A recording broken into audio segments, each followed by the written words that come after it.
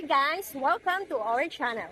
Today, I'm excited to take you on a tour to a school that's truly ahead of its time.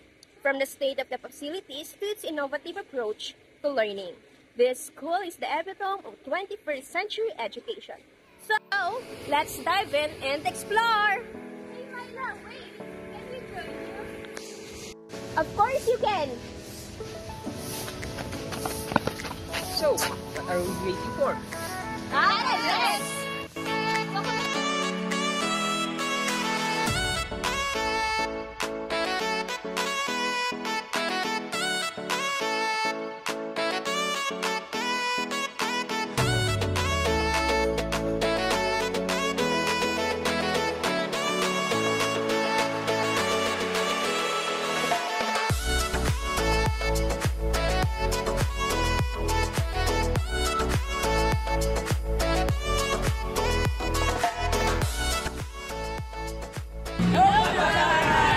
Welcome to Panikihan National High School!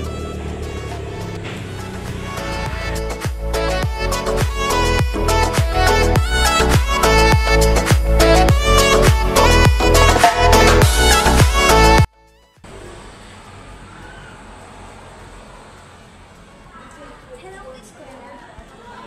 Today, we're here at the Panikihan National High School. So, Panikihan National High School was established in the year 1980. It was located at the barangay Panikihan, Gumaca, Quezon.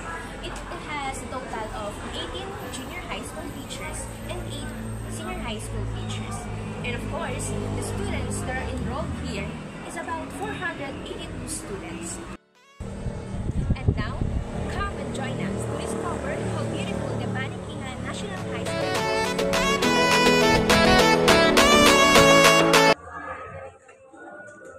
Yo, what's up mga kamag-aral? Ako nga pala si Sardinel. Papakita ko sa inyo kung paano ang tamang proseso ng paghuhugas. Ngayon ay marami dito mga gripo na maaaring gamitin ng mga mag-aaral upang maghugas para sa kanilang kalinisan. What's up mga ka-eskwela? Ako si Ma'am Rosalyn at ipapakita ko sa inyo ang mga recyclable na material dito sa Panikihan National High School. At ang unang-una dito ay ang gulong. Ito ay pininturahan nila upang magamit at hindi masayang. At ito ay tinaniman nila ng mga sari-saring halaman.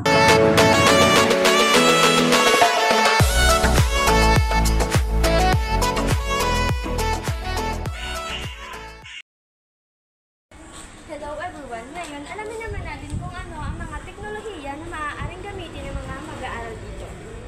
And now, we are heading to the computer laboratory of the Panikihan National High School.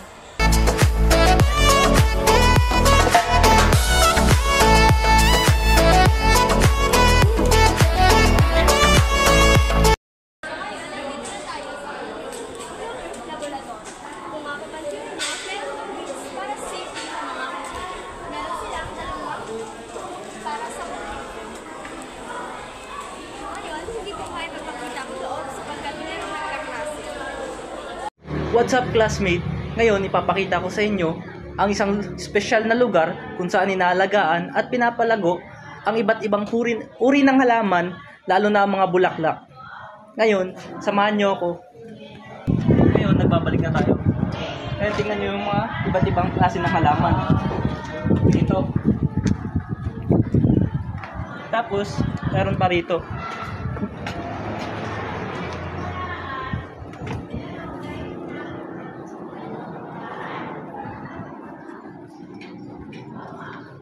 Dito, makikita nyo kung gaano kaganda at kalinis yung kanilang hardin.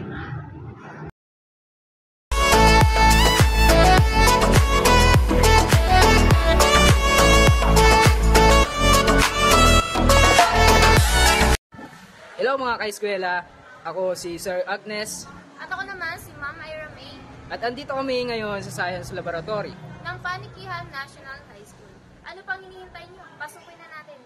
So ayan guys, nandito kami sa laboratory ng Agham at kasama ko si Ira May. Ano pang hinihintay nyo? Tara na! At ngayon, narito tayo sa Science Laboratory ng Panikihan Panikihan National High School at makikita niyo naman ang ibang mga kagamitan dito sa loob ng laboratory na ginagamit nila upang mag-eksperimento, magsuri at gamitin sa iba't ibang mga agham pananaliksik.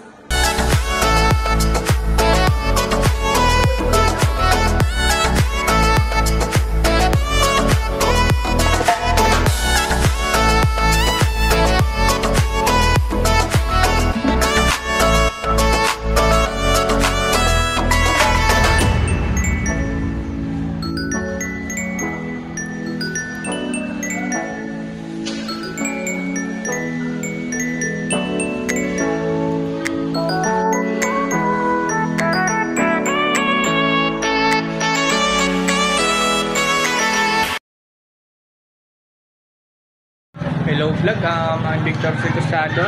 Ngayon, ipapakita ko sa inyo ngayon ay mga display sa paaralan na mga gawa ng bata o display na makikita na nakakaiba. Mga importante sa paaralan. Ito, pakikita sa inyo mamaya. Let's go! Hello vlog, may nakita niyo naman tayong malukang paggawa ng mga bata. Ito yung isang alkansya. Nakikita rin dito, napakaganda. Pwede sila mag-ipon ng mga bagay na para sa eskwelahan. Napakaganda ng gawa nila. Napakagtulungin pa. Papakita ko sa iyo ito sa mga papakita sa mga paaralan ngayon dito. Sobrang ganda nito. Sobrang talento.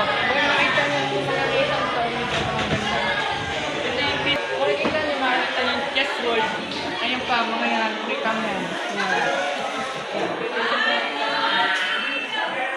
So, ito yung gumawa, magagawa sila pagkakalibangan nila. Ito yung mga bagay na sobrang okay, good siya.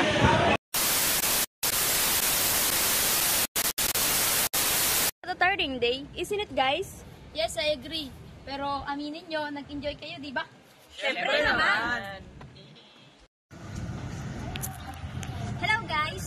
Alam niyo ba, kanina, di ba nung pinakita ko yung pictures kaganina, yung mga videos, nakita niyo yung mga solar panel, may mga ilaw, tapos may iba't iba pang mga kagamitan na gumagamit ng electricity. So, napakaganda nung mga ginagamit nila para na nakakatulong para sa kanilang pag-aaral, hindi ba? Yes. Ikaw, Jaisel, ano ba nakita mo doon? Kasama na rin dito ang computer lab. So, mapapansin nyo, maraming computer lab ang school ng Panikihan. So, lahat ng student ay nakakagamit ng computer at doon na sila gumagawa ng kanilang mga project. Hindi na sila lumalabas sa kanilang paaralan. Sabi yan, updated na rin pala ang Panikihan National High School pagdating sa digital technology. At kung meron silang computer laboratory, syempre meron din silang science laboratory. At ang paggamit sa science laboratory, malawak na at maaari na silang At sa pamamagitan ng science laboratory, mas mapapalawak at mas mapapadali nila ang kanilang paggawa ng mga proyekto. Naman sa iyong pagpunta, Jordan, ano ang naobserbahan mo?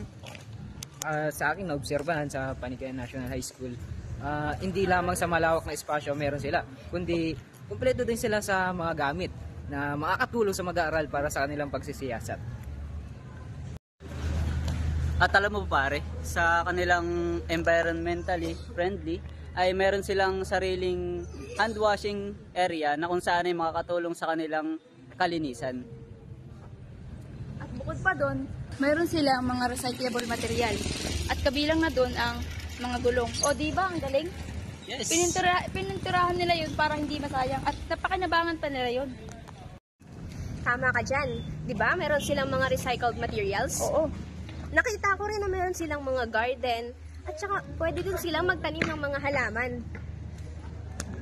At kung meron naman tayo mga spaces para gumawa ng mga projects na may kinalaman sa TLE or EPP, meron din naman tayong mga spaces upang i-display yung mga gawa ng ating mga estudyante o kamag-aral.